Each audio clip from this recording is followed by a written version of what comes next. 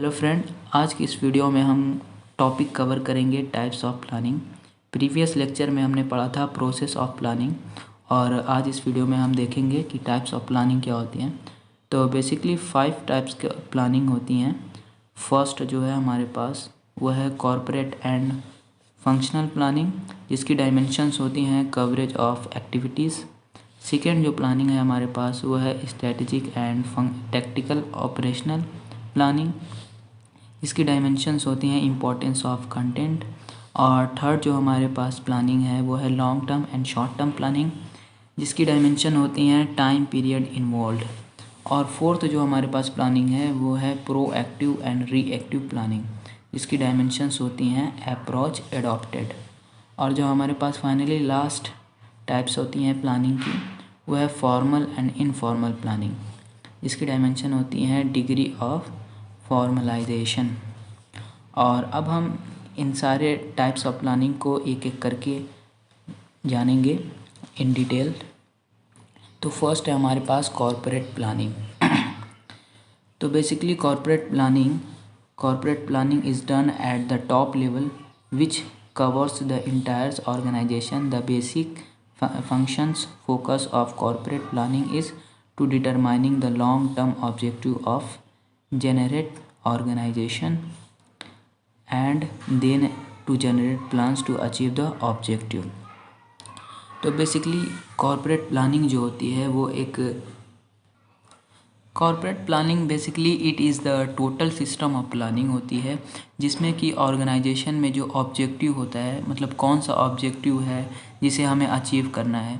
Basically corporate planning में formulation of achieving आ जाता है कि जो भी ऑर्गेनाइजेशन में डिसीजंस ली गई हैं, रूल्स बनाया गया है, अब उन्हें एग्जीक्यूट कैसे करना है। तो यह सब कॉरपोरेट प्लानिंग के अंतर्गत आ जाता है।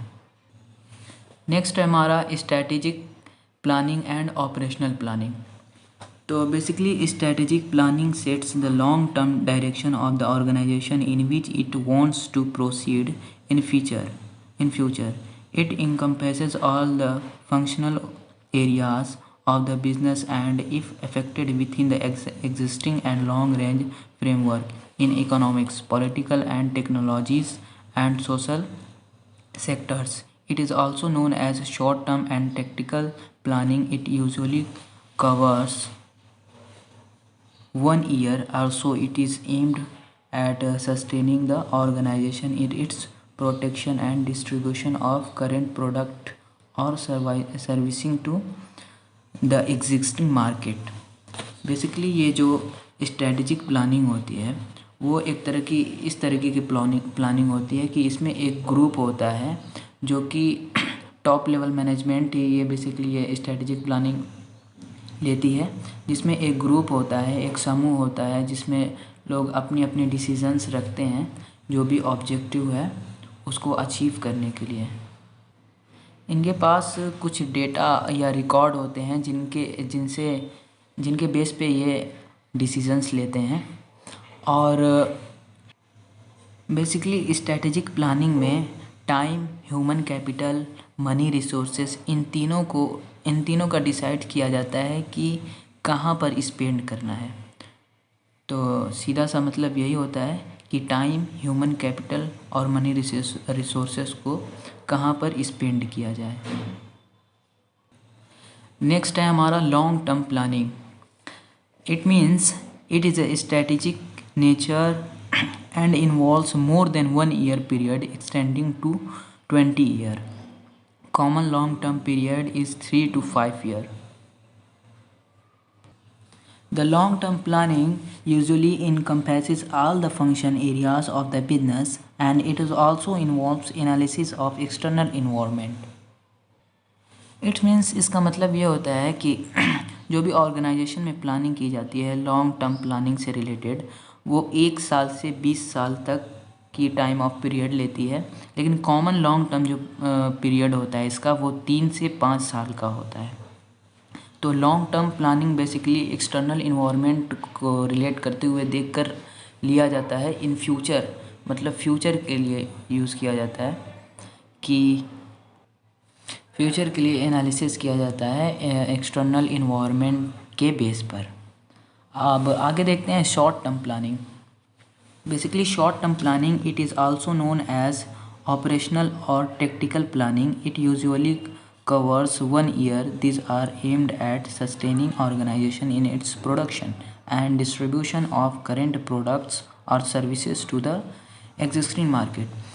शॉर्ट टर्म प्लानिंग जो होती है वो 1 से 6 महीने के टाइम ऑफ पीरियड में ली जाती है। यानी ये जो प्लानिंग्स होती है वो एक ऑर्गेनाइजेशन के लिए सिर्फ सस्टेन के लिए होता है कि किस तरीके से जो हमारी मार्केट है, मार्केट में हमारी ऑर्गेनाइजेशन, हमारी कंपनी एग्जिस्ट कर सके।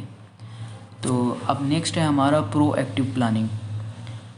प्रोएक्टिव प्लानिंग जैसा कि नाम से ही हम जानते हैं, it is a way of thinking about managing the future risk and challenge.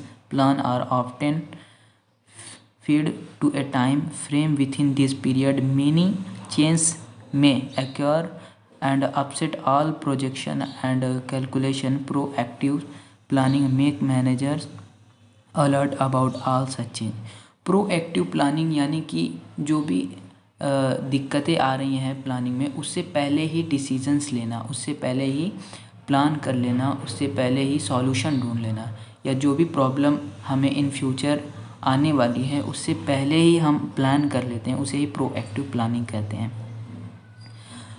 Reactive planning, in this the organization mainly react to the external event of the organization. Reactive planning का मतलब ये है कि जो भी ऑर्गेनाइजेशन है in front of वो उस प्रॉब्लम को फेस कर रहा है, यानी जब प्रॉब्लम अकर हो चुकी है तब जाकर वो उस चीज़ को सॉल्व करने के लिए, उसका सॉल्यूशन ढूंढने के लिए प्लानिंग करते हैं, तो उसके लिए रिएक्टिव प्लानिंग कहते हैं। तो आज की इस वीडियो में बस इतना ही। तो आज हमने पढ़ा कि टाइप ऑफ प्लानिंग क्या होती है। आने वाली नेक्स्ट वीडियो में हम देखेंगे कि बैरियर्स ऑफ प्लानिंग क्या होती हैं। तो जुड़े रहने के लिए धन्यवाद।